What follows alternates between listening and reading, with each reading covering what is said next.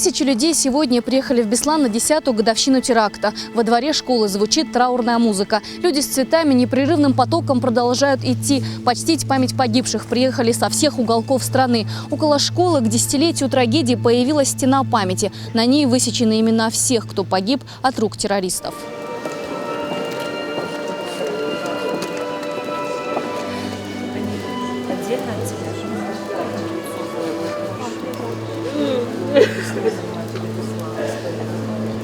Фатима Уртаева ни на секунду не отходит от портретов. Она долго вглядывается в лица детей. Среди них ее две девочки – Агунда и Алина Тетовы.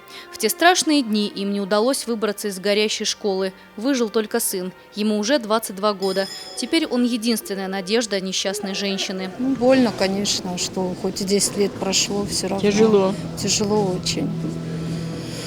Ну, ничего не поделаешь, да.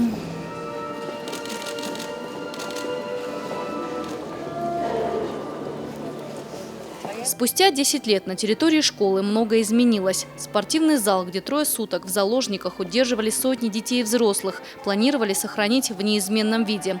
Предполагалась консервация здания. Правда, сейчас здесь целый мемориальный комплекс. Вокруг спортзала соорудили защитную оболочку в виде эллипса, символизирующего памятный венок. Облицовку стен выполнили из листов нетускнеющего металлического сплава. Рядом со школой возвышается храм. Его строительство планируют завершить уже в будущем году. У меня в школе погиб сын, 10 лет, Зарасов Асламбек. 10 лет я сюда прихожу, но первое время, когда еще изначальная школа после теракта в таком виде, как он был раньше, как-то приходила и ощущала всю тяжесть и скорбь, которая здесь всю трагедию, которая здесь произошла. Но вот спустя время уничтожены все следы преступления, совершен великий вандализм. Уже ни одна мать не скажет, что стреляли из танков, потому что этих стен нету. Никто не скажет, что его сына выводили через проход и со второго этажа выкидывали, потому что этого прохода тоже нет. Все следы преступления настолько уничтожены, и проспекулировали Богом и построили прокурорский храм.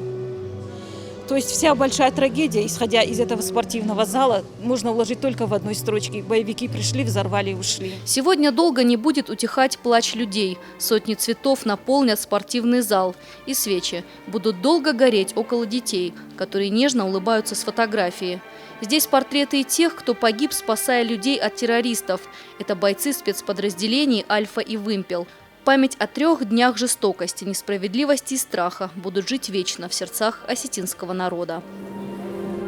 Обгоревшие стены и окна. Здесь все так, как будто трагедия произошла еще вчера. В памяти родных и близких все именно так. И несмотря на внушительную цифру 10, столько лет прошло со дня теракта, боли в сердцах меньше не становится. А вот вопрос, кто виноват в этой трагедии, по-прежнему остается открытым. Елена Черенкова, Ацамаз Шипшев, Ацамаз Кочев, Осетия ТВ.